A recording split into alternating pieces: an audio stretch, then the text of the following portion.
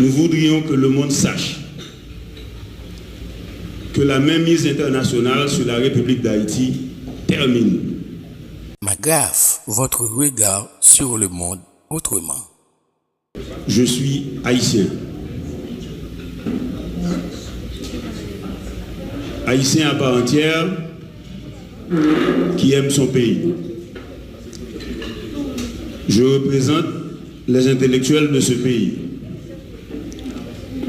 Et nous voudrions que nos amis comprennent la nécessité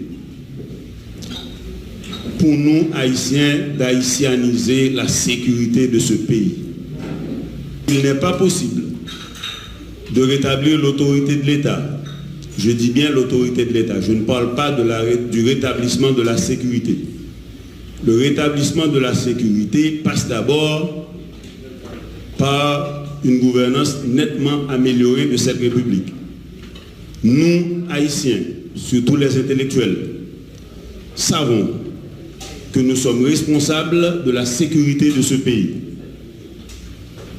Nous sommes responsables de la gouvernance de ce pays. Nous savons que le problème fondamental de ce pays, c'est que ce pays n'est plus gouverné. L'État est capturé par des groupes mafieux, est associé à une cabale de mondialistes internationaux. Et cette cabale internationale s'est accaparée de l'État haïtien, s'est substituée à l'État haïtien. Nous en sommes conscients. Et nous sommes conscients de notre responsabilité de relever l'État haïtien. Et nous, puisque les intellectuels ont la responsabilité de réfléchir, de cogiter, de pondérer et de proposer pour la République, nous nous estimons partie prenante dans cette nécessité de reprise de la souveraineté nationale. Nous estimons que ce pays, vieux de 222 ans, en l'an 222e de l'indépendance, selon la doctrine dessalinienne et le précurseur de l'indépendance, le généralissimo, gouverneur de la colonie, de l'ex-colonie de Saint-Domingue, Toussaint Louverture, nous voudrions que le monde sache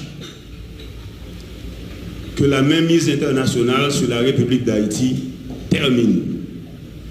Et la fin de cette mainmise consacrera le début de la reprise de la souveraineté de ce pays. Il ne peut y avoir de gouvernance saine, rationnelle, compétente de ce pays si un ambassadeur étranger se permet d'adresser un WhatsApp à un conseiller présidentiel pour le menacer. C'est une violation grave de la Convention de Vienne sur les relations diplomatiques et de la Convention de Vienne sur les relations consulaires. Nous, intellectuels haïtiens, sommes consternés par le traitement du conseiller président Fritz Alphonse Jean.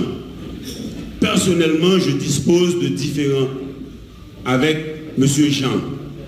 Cependant, il représente la présidence de cette grande nation. Haïti demeure le pays le plus important du 19e siècle. Et je rappelle à la France que du 17 août 1791 au 18 novembre 1803, la bataille fut consacrée et Haïti vainquit Napoléon Bonaparte. L'esclavage est terminé. La devise initiale de ce pays est liberté ou la mort. Nous, les intellectuels de ce pays, voudrons voulons expliquer à la communauté internationale que dès cet instant, nous reprenons en main le destin de ce pays. Nous reconnaissons la valeur des forces armées d'Haïti, successeurs de l'armée indigène. Nous reconnaissons qu'Haïti fut la puissance politique et militaire par excellence du 19e siècle, certainement les 3 premières décennies du 19e siècle. C'est pourquoi Simon Bolivar, venant de la Jamaïque, arriva en Haïti en 1815, sollicitant le concours de cette grande république pour libérer la grande Colombie. C'est pourquoi aussi, en 1844, non, d'abord en 1805, le généralissimo Jean-Jacques Dessalines s'investit à la partie espagnole de l'île d'Haïti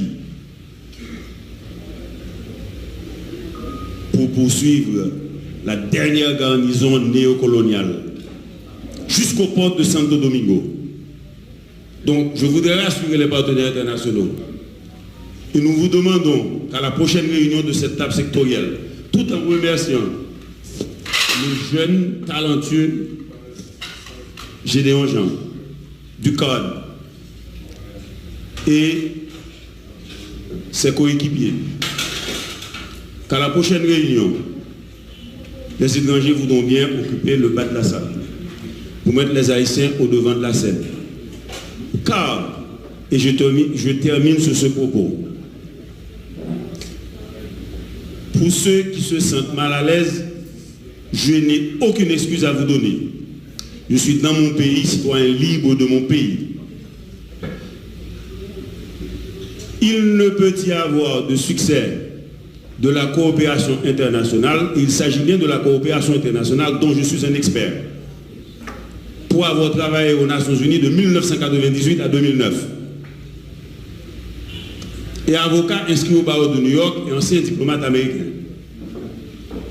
Fils de ce pays, né le 7 avril 1962, qui correspond à la date de l'assassinat de Toussaint Louverture au fort de Joux dans le Jura. Que le problème fondamental en Haïti, nous intellectuels le savons, c'est le problème de gouvernance. Désormais, Haïti va être bien gouverné. C'est la dernière transition dans ce pays. Haïti va reprendre ses droits. Et la fierté des forces armées d'Haïti et le gêne que mon général ressent sera dissipé. Le gêne que la jeune lieutenant ressent en cet instant précis de n'avoir pas les armes offensives, les armements lourds pour rétablir la sécurité face aux brebis haïtiennes égarées. Nous les intellectuels, nous ressentons votre inconfort. Nous partageons vos douleurs. Nous ressentons dans notre chair ce qui vous ronge. Nous apprécions les sacrifices de la police nationale d'Haïti. Les sacrifices personnels.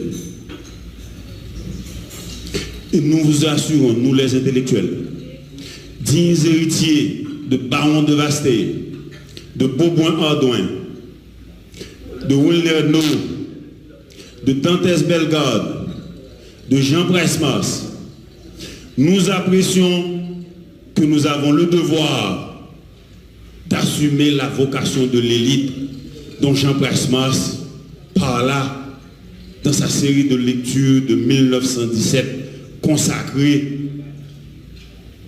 dans son ouvrage éponyme de 1919. Nous apprécions l'analyse du général français Pamphile Delacroix qui disait dans ses mémoires un propos repris par Napoléon Bonaparte. Napoléon Bonaparte avait compris dans ses mémoires à Sainte-Hélène qu'il avait mal compris Toussaint Louverture. Que si la France avait bien compris Toussaint Louverture,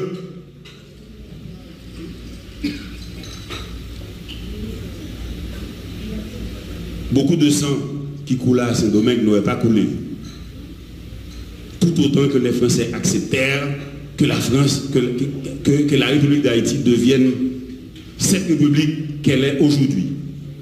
De ce fait, vous étrangers devez savoir qu'Haïti n'est pas un terrain conquis. Haïti est une république fière. La plus grande nation des Amériques n'est pas les États-Unis d'Amérique, c'est Haïti. Tout simplement, nous avons des vocations différentes. Aucun pays sur la terre ne peut se targuer d'être le garant de la liberté que représente Haïti. Et nous vous demandons, nous intellectuels, de vous écarter un peu. Nous acceptons qu'Haïti n'existe pas en autarcie. Que tous les pays du monde peuvent à un moment donné avoir besoin de solidarité. Et c'est de cela que nous demandons. Et si vous refusez de vous mettre de côté, nous allons assumer notre droit et notre devoir de reprendre notre dignité.